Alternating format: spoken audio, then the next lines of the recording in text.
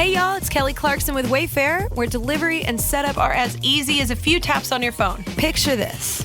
You're relaxing in an old hammock, scrolling Wayfair's app when you spot it. A brand new patio set. Next thing you know, Wayfair delivers it right to your patio and sets it up. Oh, you need a new grill too? All right, Wayfair's got you covered. With Wayfair's room of choice delivery and fast expert setup on qualifying orders, life gets a little easier. Visit wayfair.com or the Wayfair app. Wayfair, every style, every home. Why will you be best served by giving first as an entrepreneur? Stay tuned and find out. Welcome. Okay, here's the question. Serious? How are we dark horses? You know, the ones everyone is betting against, the ones they don't expect to win, place, or even show on the track, and they'll even laugh on us when we talk about trying. How do we show the world our greatness and triumph? Come on. Well, that's the question, and this podcast will give you the answers. This is The Dark Horse Entrepreneur. My name is Tracy Brinkman. And push it up. What is up? What is up? What the hell is up, my dark horse friends and family? Welcome back to your weekly dose of giving in order to win learning. I'm your dark horse host, Tracy Brinkman, and you, well, that, my friend, is infinitely more important. You are a driven entrepreneur or one in the making. Either way, you're here because you're ready to start, restart, kickstart, just start leveling up with some great marketing, personal or business tips and results in order to build that beautiful business of yours into the empire it absolutely deserves to be.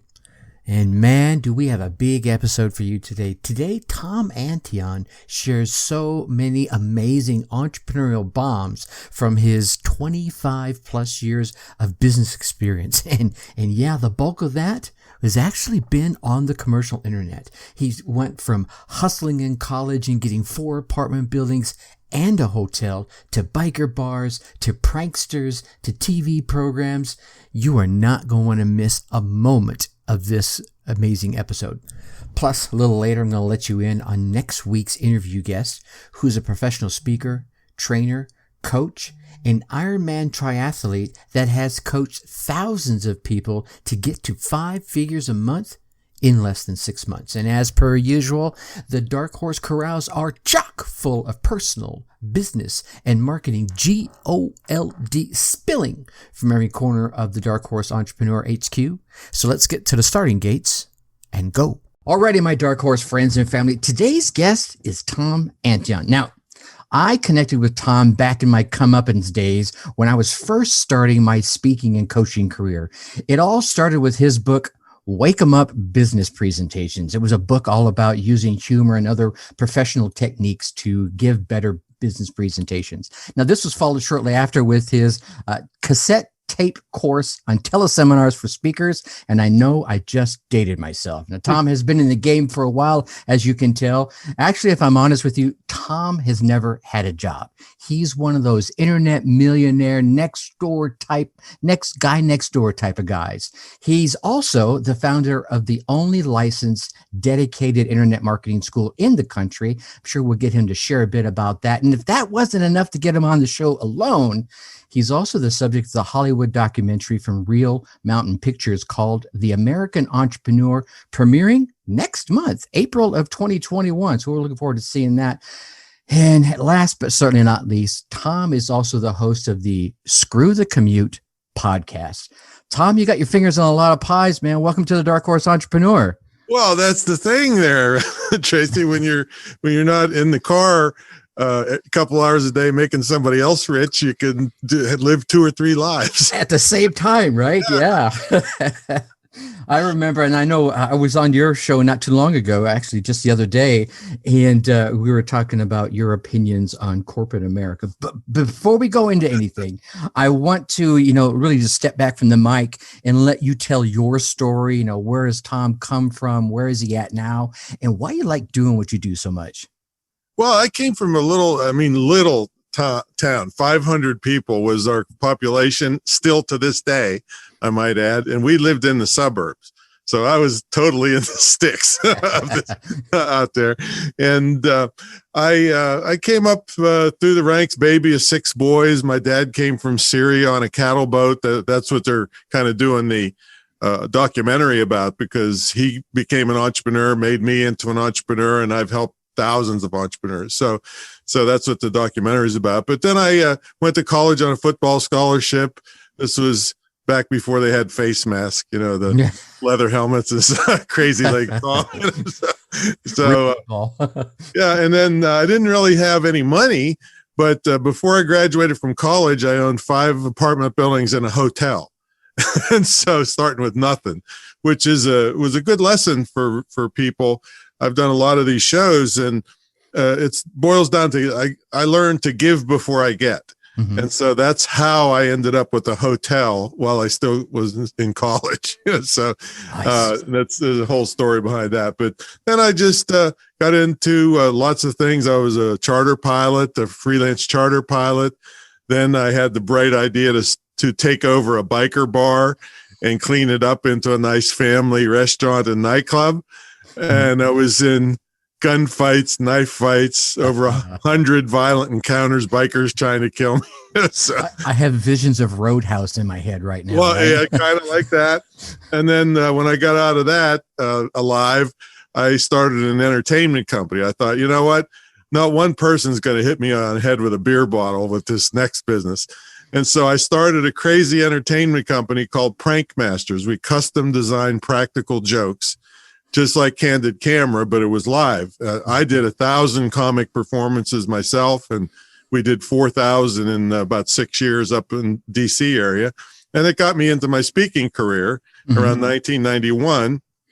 And then about 94, the commercial internet was coming along. And I'm thinking, man, it was hard enough to sell those darn cassette tapes across the street, let alone sell them around the world. So I said, I'm going to figure this out. So from 94 to 96, the commercial internet started in 94. That's when I started selling. And I didn't make much between 94 and 96. Then I got good training from a guy named Corey Rudel. He was kind of the 31-year-old grandfather of internet marketing. Mm-hmm. And he was making like $5 million a year from his apartment. So I took training with him. Then I started making money immediately, and by 4 years later, I was a multimillionaire and enjoy it to this day. So it kept my speaking career going, but I started selling my own stuff on the internet, and then people started begging me to teach them. And coming from a comic background, people started begging me to do a boot camp. Okay. And I said, I can't do it. Everybody does boot camps. Well, I don't want to do that. I said, I'm sitting here making all this money, sitting on my rear end. I'll call it butt camp.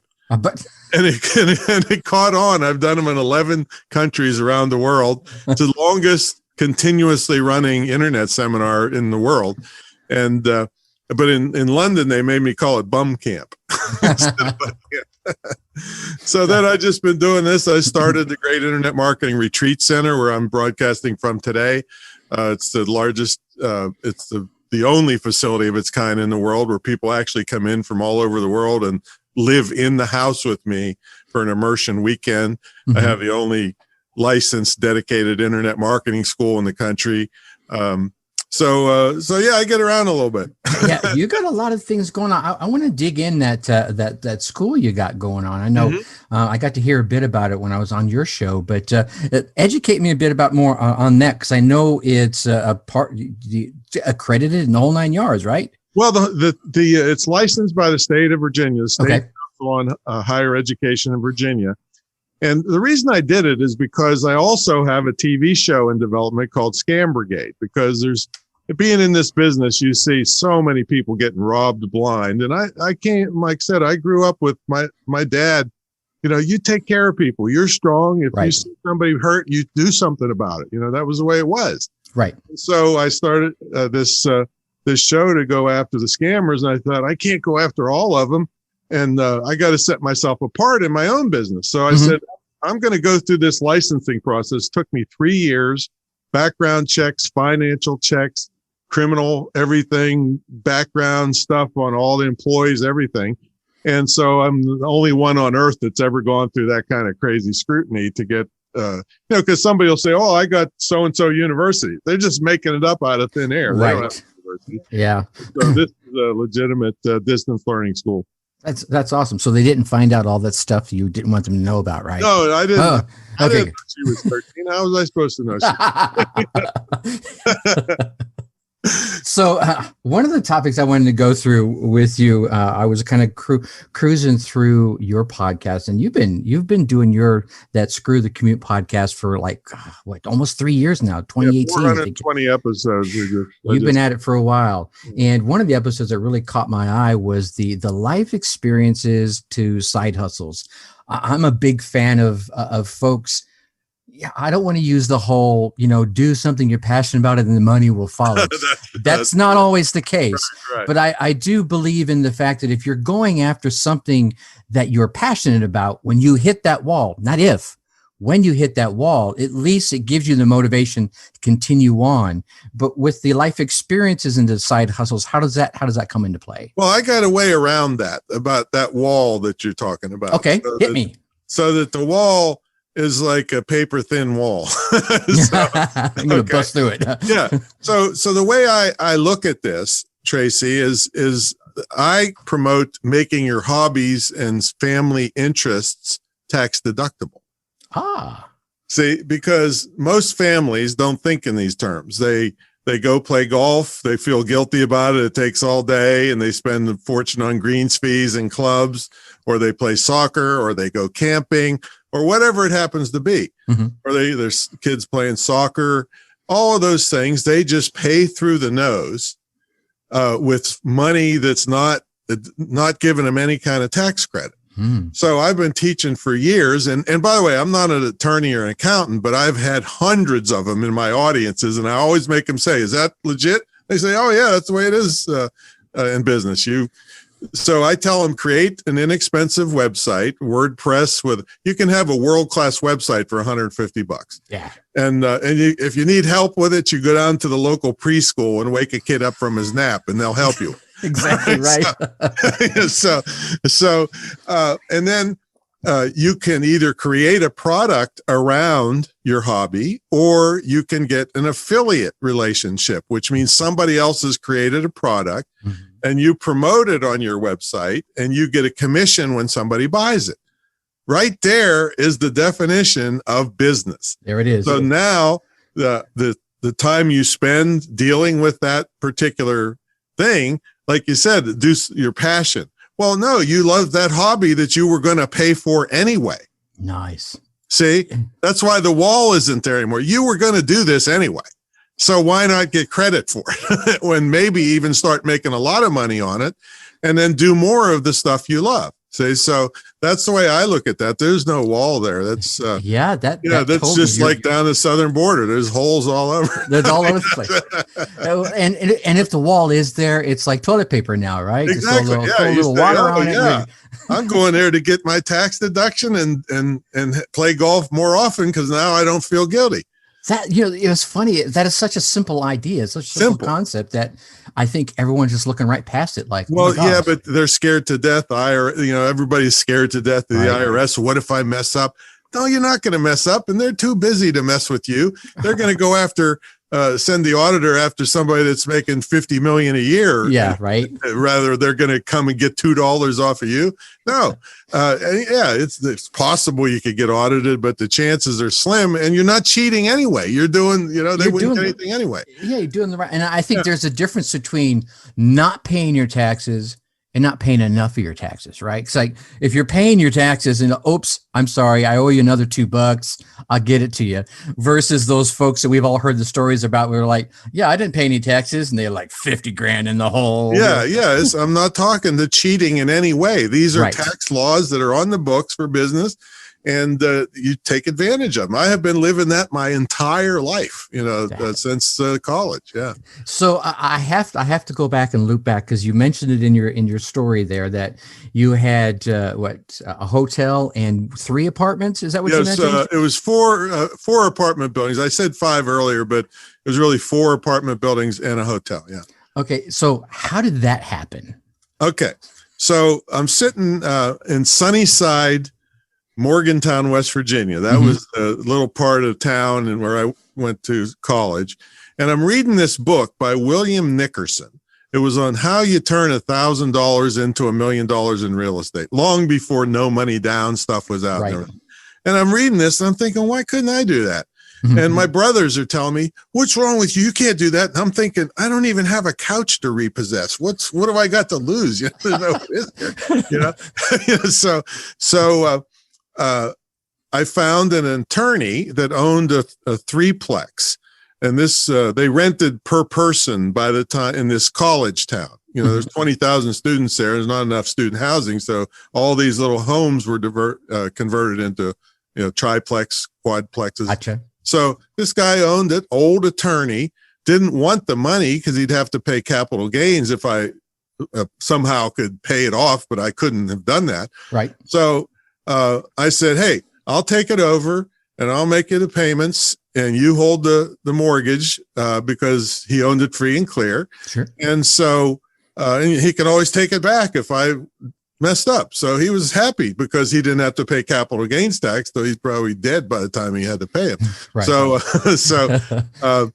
So that's how I started. And then my dad had taught me. My dad, like I said, was very frugal, came from Syria on a cattle boat in the early 1900s. My whole childhood was he'd get some used lumber, and me and my brothers would have to take the nails out and straighten them out to reuse them. All right. Okay. That's the kind of guy he was. And to this day, I can't brush my teeth and let the water run.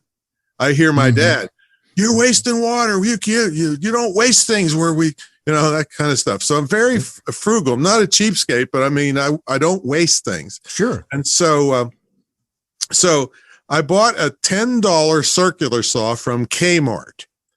They were taking the old wooden oak seats out of Mountaineer Field and just throwing them away. Well, my whole life, I'm thinking that's like a gold mine in there. Right? Oak, full size 2x6s. Yeah. And so I said, can I have these? They said, yeah, we're just going to throw them to the landfill. Give them to me. I hauled them up. I ripped them down the middle and made 2x4s out of them. I remodeled the attic to get 2 more kids living in there at $125 a month each. So I got the income up 250 extra bucks. And so I was making the payment easily to the guy plus an extra 250. And then I found another guy that had a 4-plex and did the same thing. And then I found another one. And then I was charging more for rent than I was paying for my landlord. So I rented. But the whole thing, when he would come over to work on the house, I'd say, hey, Frank, you're putting those gutters up. I'll help you do it, but you teach me what you're doing, right? So I was a constant learner from my dad. Right. And so at the end of the semester, he comes over and says, hey, Tom, I want to talk to you. And I'm thinking, oh, geez, what do we do? Right. And he says, I've been renting apartments in this town for 25 years to thousands of students. He said, not once ever did one of them offer to help me, let alone want to learn something. Sure. He says, I want to retire and go to Florida. I own a hotel about 20 minutes from here in Fairmont, West Virginia. I want you to have it. Because he knew I had these apartments. And so he said, look, if you can come up with the first mortgage, I'll hold back the second mortgage and you'll in effect get a no money down deal. So there's a couple lessons here. Give before you get. I was, helping him for nothing just to learn. Right. And then persistence is the other key to the success, because it took me 50 lending institutions that they were shooing me away like, oh yeah, okay, you got a couple apartments, but you're a little punk kid, get out of here. Because I needed a bunch of money for this hotel, Right. So it took me 50 lending institutions. One of them went for the first mortgage. He held back the second. There was a manager at the place. I went down once a week to make minor repairs. I made $65,000 a year while I was in college, just from that, with 1 day a week. And then the city ended up buying it out to make a parking lot for hundreds of thousands later. Oh my gosh. And it all came from give before you get, just from me saying, I'll help you with the gutters. I'll help you with the screen door. Just teach me what you're doing. Nice. And I think that's an awesome lesson right there, is obviously the give before you get, but the constant learning, right? Yes. Because the two combined really feathered together to, start an amazing path for you. It's a Japanese concept called Kaizen. Yeah. Continuous learning. Yes. And continuous improvement, I believe the translation is, but it's the same thing to me. And improvement and learning are the same thing. Yeah. I think that's one of the things that's going to keep us young is that continuous learning keeps them brain cells firing in the whole 9 yards. Mm-hmm. So over the course of both of our lives, we've seen all kinds of media, right? Newspapers to, radio. And now with the advent of social media really kind of taking the place of almost all of those, what kind of things would you have, tips, hints for the folks that are out there, grinding away, and how can they use social media to their advantage? Okay. So my attitude on social media is that it's a necessary evil to get the people off there onto an email list that's under your control. To this day, people at my level, the big money is still email. I don't care what's going on, what you see out there on social media, the players are using email to make the money. All right. They're sucking people off of the social media. Like if you look at my social media presence, there's nothing to write home about. But my bank account is, and my email list is 100,000 subscribers. It's been as high as 150,000 subscribers. Nice. See, so that's the way I use it, is to get them off of there, because you can suck a lot of time down with this stuff, and you got to learn to use the tools. Sure. They change constantly. One of the tips is you can, and I'm actually doing this right now, is that Instagram never was a big deal for me. So I decided, okay, I'm going to concentrate on Instagram. And I started taking some advanced training. But one of the things on all the social media is if they roll out a new feature, if you jump on that new feature right away, they reward you greatly. I remember when Facebook Live came out, I said, that's perfect for me. I did a Sunday night show every Sunday. It was funny and it was good. So all my other stuff they would show my stuff to more people. In other words, you have 1,000 followers, 2 people see it unless you get engagement and jump through all the hoops. So once I started doing the Facebook Lives, when it was a new feature, they're really pushing it. So they reward you if you use it. The same thing is going on right now in Instagram, because they rolled out Reels, Reels. Which is to compete with TikTok. They don't want people going to TikTok. They want people staying on Instagram. So I jumped on Reels. The first one I put up there got 4,000 views in the first hour. Wow. Yeah, it was it's not a real business builder, but all my other stuff got shown more because I was using that feature, because all my Reels are funny stuff. I'm doing the challenges, the Michael Jackson challenge, and I'm talking about one of them. I said, I found something in my closet. I'm so proud of myself that it was from college and I can still fit in it. And then I put a hat on. So they're like 15 seconds. They're very short things. Nice. So perfect. I can do lots of those, but all the other stuff. So that's one tip, is if a new feature rolls out, jump on it. And it'll help the rest of your social media stuff. But you got to concentrate on getting them off of there, because as soon as Mark Zuckerberg or Jack Dorsey turns a little dial, you can disappear off the face of the earth. But if you get them on your email list, now you got some control over.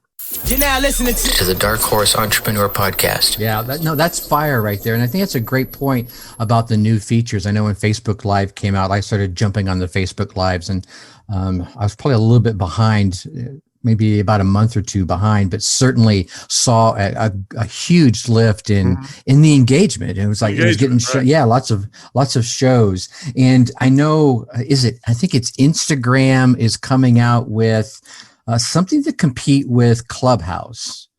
And I know Clubhouse has been all the rage here lately. For me, I think Clubhouse is a cool concept. I think it's great for that human connection that a lot of the social media tends not to have, because you have to be there live. But at the same time, it's a time suck, because again, just like the wall. Okay. If you learn how to play the game a little bit, okay, it doesn't have to be as time. So, and in the beginning, I was thinking I'm going to have to get bladder surgery here because I'm sitting there for 4 hours, but the reason I like it is because it's audio only, and it can be sitting here running while I'm working. Sure. I don't have to stop and watch a webinar. And if there's something that I can jump in on, then I can easily just jump in on, and just something, I just edited it before I started talking to you, a podcast with Nadia Holiday's her name. And so she's a part of this Wealth Builders giant thing on Clubhouse. And I'm just hanging out there one day, and I thought, I can answer that. That ain't even right what they're telling them. And so I raise my hand, I get on there, and then they won't let me go. They make me a moderator, and they, and then she says, we got to do something with you next week.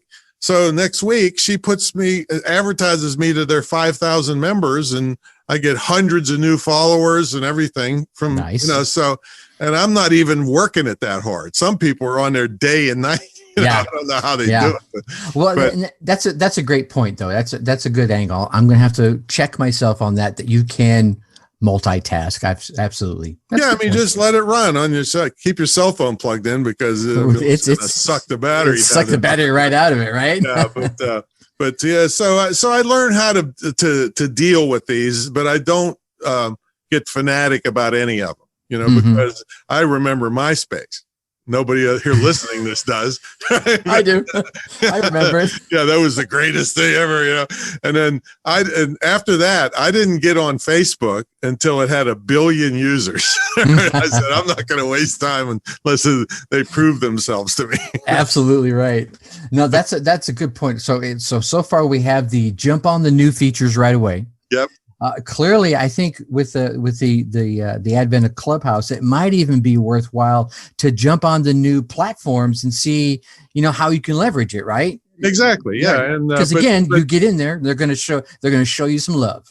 But don't waste a lot of time on it. And then another thing with regard to the social media, you might want to learn how to use chat bots.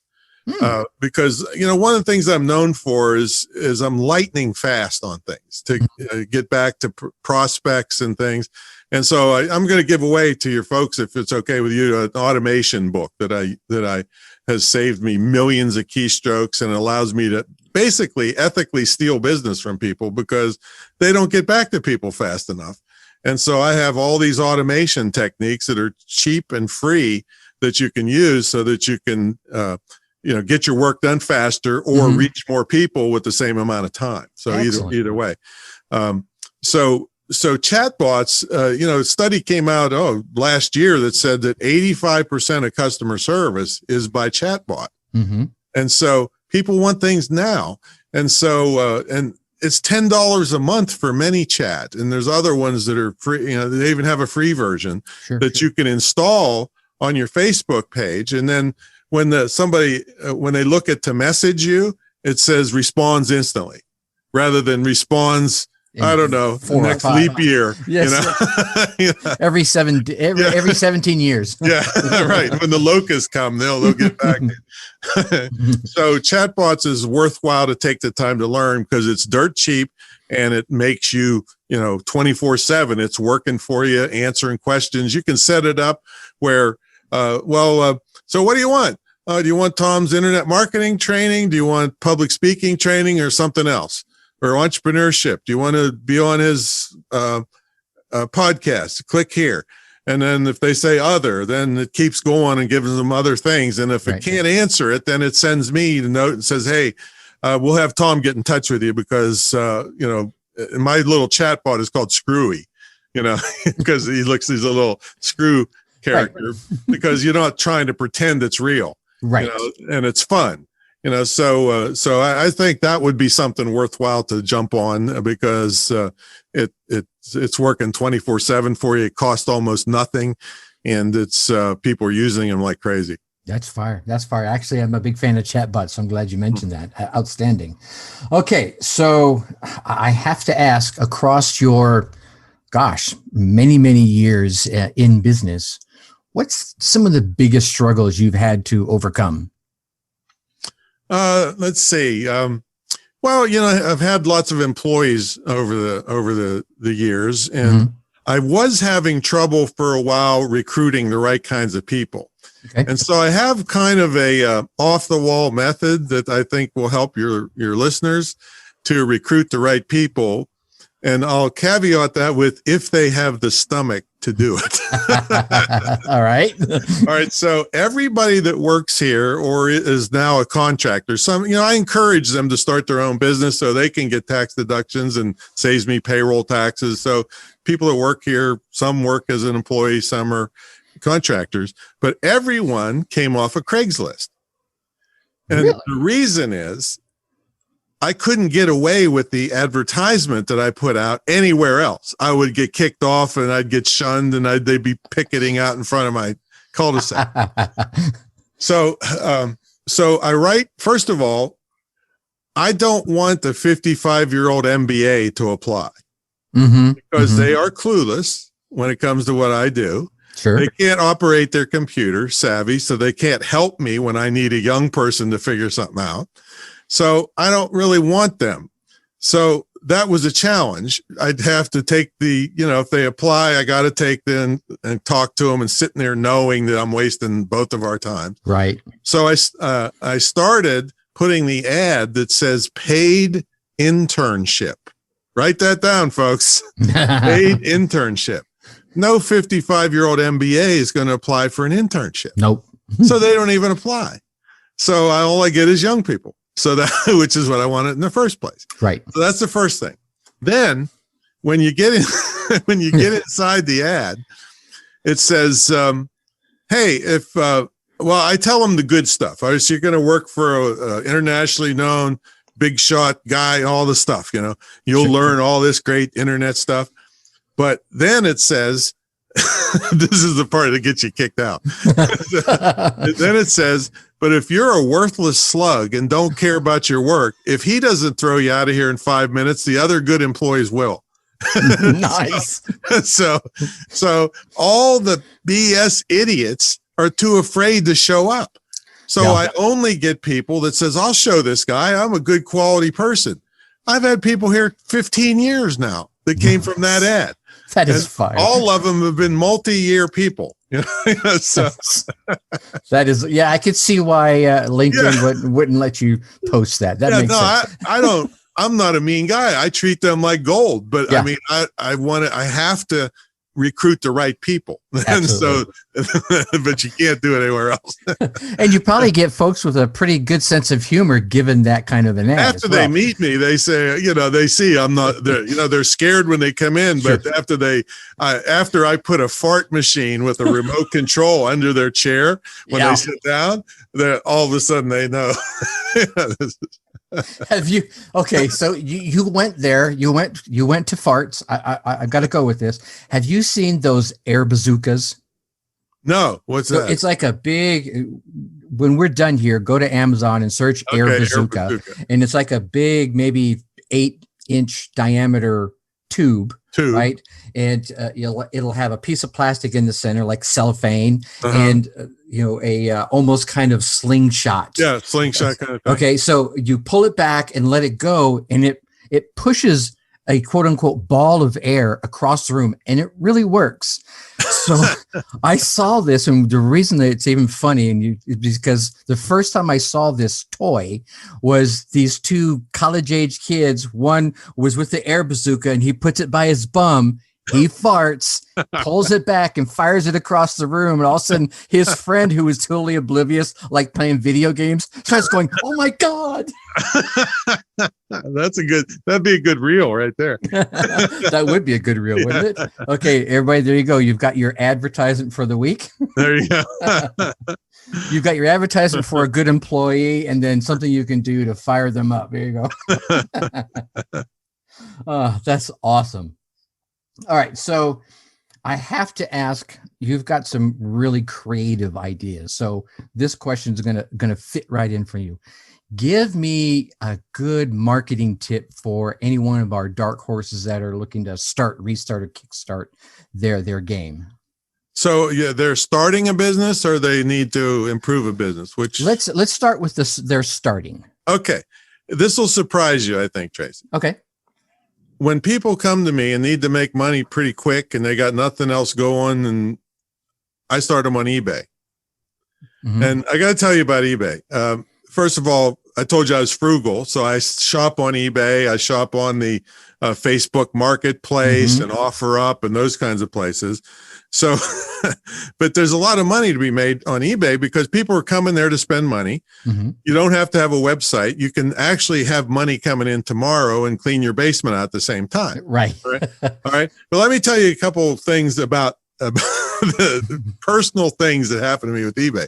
So I bought this tool from a guy who happened to be local. Mm-hmm. So I go over to his house, beautiful house. He's got a $500,000 motorhome out front. He comes to the door dressed nicely, invites me in to go down. He's got a shop in his basement to look at this tool I'm going to buy. Okay. So I go in, walk down the hall. We go downstairs and we're heading towards his shop. And Tracy, everything to this point was normal. Here it comes, right. everybody. So I'm going down and look into his shop, but I look over in his basement. There are hundreds of ladies' bras hanging from the ceiling of his basement. So immediately I'm thinking, oh man, he lures people in, kills them, and hangs their underwear. So I'm like, I'm ready. I'm like on edge.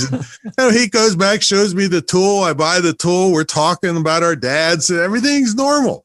So on the way out, I say, I got to ask you, what's all these bras hanging up Thank here? you. Yeah. You had to ask. And he said, oh, my daughter goes to all the thrift stores. They all know her. She knows all the sizes that are hard to get, and she gets them, cleans them up, fixes them up, sells them on eBay. Oh. $200,000 a year she makes selling used bras on eBay.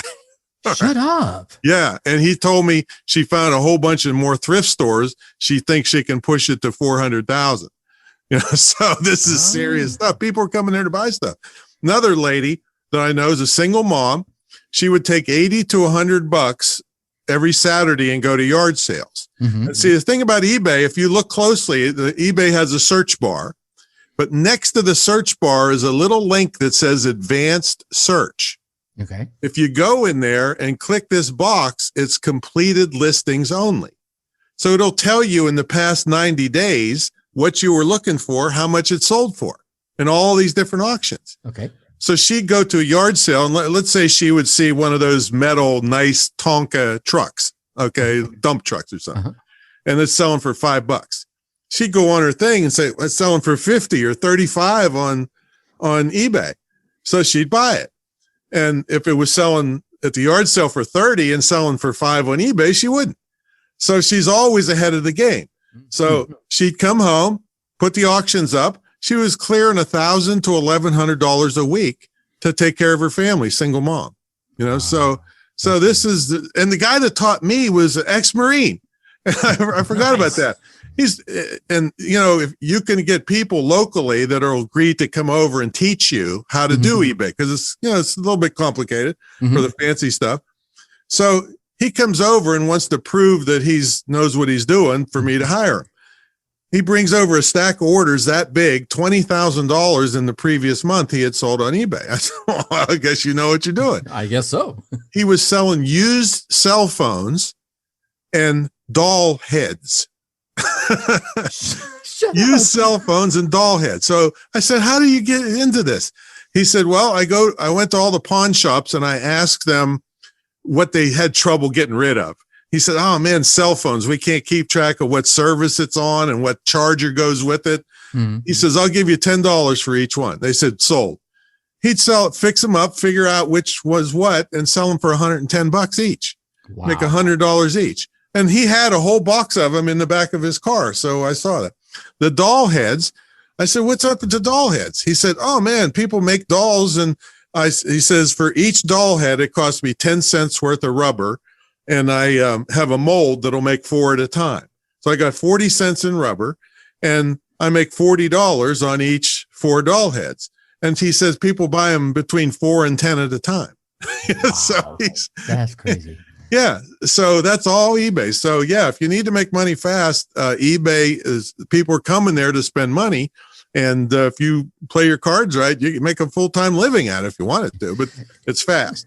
It's funny you mentioned that. A previous guest I had on here, Christina, she started off in the game up in the Northeast on eBay, and she would go out to, like you were saying, to garage sales, and she started going to estate sales and finding those quirky items, those ones you're looking at like, what is that, right?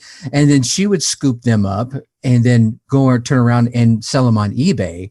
And then when eBay got super popular, it got more difficult for her. So she turned around and started her own auction house.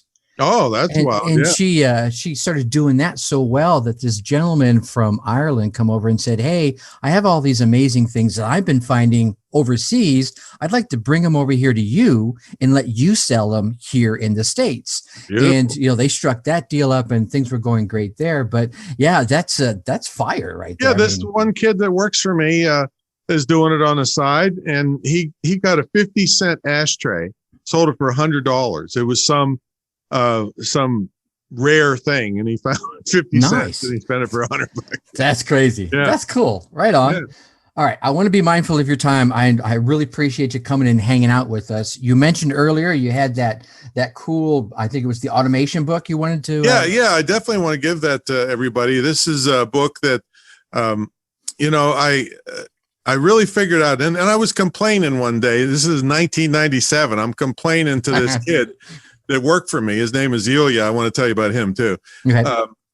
And he's a little smart aleck Russian. He says, I complain about something. He says, shut up. And then he goes and finds how to fix it real quick. So I'm complaining that I have to type the same stuff all the time. People asking me the same questions all the time. So he says, all right, shut up. Well, he comes in 5 minutes. He's got this thing called short keys. And I just put in the answers like that I get all the time into this, and then I can just hit 2 keys and it types the whole answer in for me. Nice. So it saved me 7.5 million keystrokes, as we kind of estimated. And that's just one of the tips in this whole book. And there's cell phone automation tips and all kinds of stuff in there. So if they go to screwthecommute.com/automate free, screwthecommute.com/automate free, they can download it right there. We sell it for $27, but if it wasn't for Tracy, you'd be paying $27 for this now. So give them some love. Excellent. I'm noting this down so I don't miss that. All right. And I want to obviously give you a chance, plug all your goodness. If folks wanted to reach out to Tom and learn more about Screw the Commute podcast, your school, or anything else, where should we send them to? Well, yeah. So Screw the Commute's a good place to go, and you can go to the resource section. But I am pushing Instagram a lot lately, Antion and Associates, AND Associates. And the link in the bio takes you to a whole bunch of stuff that you can see. There's freebies there. My mentor program is the big thing that people get into for the year program, and they stay in the retreat center for an immersion weekend, and it's a year-long training program, and it gets a scholarship to the school. Also, if you're in the mentor program, you get a scholarship that you can gift to somebody. Somebody gifted it to his daughter, and he had spent $80,000 on her education, crappy education, and she's working a crappy job. He gifted it to her, and within 4 months, she was up to $6,000 a month making a side hustle before she even graduated from the school. Wow! So it's really a great legacy gift that anybody could give for grandchildren or nephews or nieces. A lot of grandparents, I'll give them a car. Well, the car's shot in a couple of years. This way, you're giving them a career. Yeah. And they're not going to come home and live in your basement. So, and they can buy their own car. Yeah, the school is a good thing. And then everything we do is commissionable. So we give for referrals. We give commissions for referrals. So it's just a lot of opportunity online. If you just check Instagram or go to Screw the Commute, and you can find me there. All right. And I believe I have all your links here, so I'll be sure to get those in the show notes. Thank you. So the folks can just click right over there and connect with you, Tom. Any final amazing thoughts? And I know you're the man of humor, so this is going to be a good one that you'd like to leave. Well, yes, I use a lot of humor, but I'm serious about helping people. And so I really want people to consider, look around them, what's happened to their friends and neighbors and fathers and mothers with this pandemic because they couldn't sell from home. I haven't been affected at all. My students haven't been affected at all because we're able to sell from home. So if you keep your costs low, and with digital products now, it's 97% profit. Yeah. So you can mess up pretty bad and still make it. And so I'd say get into the digital marketing arena, get somebody to help you. I'll help you, or just get somebody credible to teach you this stuff. And you will not be freaking out on any kind of thing that happens to you or your family. I call it like an insurance policy, because I got hurt in a hunting accident a couple years ago. It would have been such a great story had I gotten shot. But no, I just fell on a log and perforated my intestines. I'm in intensive care. And I mean, the worst part about it, Tracy, was they're dragging me out of the woods, 13 inches of snow, blizzard. I'm screaming like a baby. And I swear I could hear some deer laughing as they dragged me out of the thing. So, but I'm in intensive care. Money's still coming into my checking account. You know, someday if I come back, I'll tell you how you couldn't stop the money coming into your checking account if you tried with residual affiliate programs. That's another kind of way to get money coming in passively. So thanks so much for. No, we'll definitely have you back so you can share. You've got so much experience and goodness to share. Yeah, I'm not even warmed up yet, man. Thanks so much for your time, Tom. I definitely appreciate you. Good talking to you, Tracy. All right, there you have it, my Dark Horse friends and family.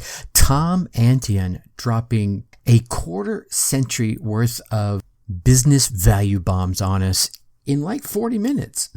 Here's some thoughts I came away with. Thought number one, give before you get, right? Hence the title of this episode. Tom shared his amazing story of how he was able to acquire those 4 apartment buildings and that hotel by giving long before he got or even expected to get. So he was giving on a daily basis by handling all the day-to-day details from the lawyer that he convinced to go into the deal with him. Then he continued giving.